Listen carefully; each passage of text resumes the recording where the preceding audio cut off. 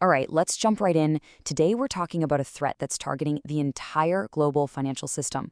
But get this, it's a new kind of heist. It's happening right now, completely in silence, using a tool that won't even exist for years. So, how on earth is that possible? Let's break it down. So, how can a threat that's years away be a danger right now? Well, it all comes down to a really clever strategy that adversaries are already using. It's a heist that plays out in two very different phases, unfolding in slow motion. And that strategy has a name: Harvest Now, Decrypt Later. It's simple, and honestly, it's terrifyingly brilliant. Right now, adversaries are just sucking up massive volumes of encrypted financial data. I'm talking long-term transaction records, sensitive market strategies, all your personal customer details, and they're just storing it. They can't read it yet, but they're making a bet that one day a powerful quantum computer will be their skeleton key. And this is where things get really, really scary. You see this dangerous gap? The threat window? The time when bad actors can steal our data that's currently protected? Well, that window is wide open. It's happening now. But the remediation window, the time it'll take a typical bank to find, replace, and test all its vulnerable code, is estimated to be 5 to 10 years. You see the problem? The heist has already started, and we're already behind. Now, that mismatch makes a lot of leaders hesitate. And why? Because they're often operating on some very common but very flawed assumptions. So let's just bust these myths right now, because this old way of thinking, it is no longer safe.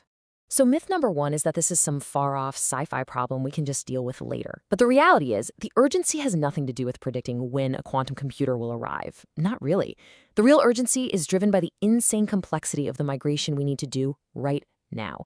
Our own internal processes are the real deadline, not what the bad guys are doing. Okay, myth number two. This is just another software update, right? A simple tech refresh. No, not even close. See, cryptography isn't some app you can just patch. It is woven into the very fabric of the financial system. It secures everything from Swift messages to ATM networks to your online banking app. It's buried deep inside identity systems and used by countless third-party services that banks absolutely depend on.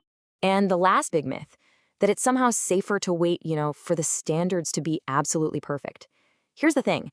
The core, stable standards we need from global authorities like NIST in the US, they're here, they're ready. At this point, waiting isn't reducing risk. It's actually increasing it by squeezing your timeline, which is going to lead to way higher costs and a whole lot of chaos down the road. So if those are the myths, what's the reality on the ground? Well, the reality is that this is one of the biggest technical mountains the financial sector has ever had to climb. And honestly, this analogy just nails it. Moving to post-quantum crypto is exactly like trying to replace every single pipe in a fully occupied skyscraper. You can't just shut the building down, right? The lights have to stay on, the water has to keep running for all the tenants, all while you're performing this incredibly delicate, incredibly fundamental overhaul. A huge part of this challenge is something people are calling crypto sprawl. Think about it. For decades, we've been adding layers of encryption to our systems. A lot of it is undocumented, it's implemented in a dozen different ways, it's buried deep inside old applications, hidden in APIs, or maybe it's part of a vendor's platform that the bank doesn't even control. Just finding it all is a massive project in itself. And it doesn't stop there. So many core banking systems are ancient. They were never built to handle new types of algorithms. And on top of that, the actual people who know how to do this stuff, the experts in cryptography, systems engineering, risk management, they're incredibly hard to find. There just aren't enough of them to go around. So, okay, with a challenge this huge, you might think we're stuck. But the strategic thinking is actually shifting. The goal isn't to find one single perfect algorithm to last forever. The new, smarter playbook is all about building something way more resilient: cryptographic agility.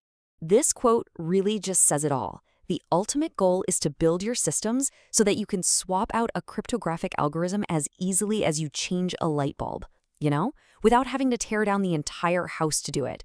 It's about getting ready not just for this one change, but for any future changes that come our way. So how do you actually build this agility? Well, it starts with a pretty practical approach. First, you design all your new systems with change in mind from day one. Step two, you've got to stop hard-coding crypto choices directly into your code, because that just makes everything brittle and impossible to update. And this is a big one. You use hybrid solutions as a bridge. This means you combine a classic algorithm you already trust with a new quantum-resistant one. That lets you start protecting your data today while still working with all your older systems. And look, this leads to a really crucial point. This is not a job you can just hand off to the IT department. This isn't just for the CISO. This is a fundamental business challenge that has to have a mandate from the entire C-suite, the entire leadership team. So here's how we need to think about this. It's not a distant tech problem. It is an immediate governance and resilience challenge. The choices that leadership makes or fails to make in the next year or so will have consequences that ripple out for decades. And you can see here how this has to be a team sport. Sure, the CISO, the security chief, handles the technical stuff, making the inventory, building the roadmap. But that roadmap has to be informed by the chief risk officer, whose job is to figure out what this really means for the business. And all of that has to be guided by the compliance team to make sure it all lines up with new regulations. It has to be a coordinated effort.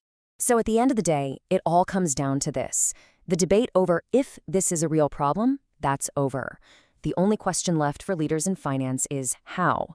How deliberately are you going to plan for this? And how seriously are you going to take the head start you have right now? Because the quantum heist is already happening, and the clock is ticking.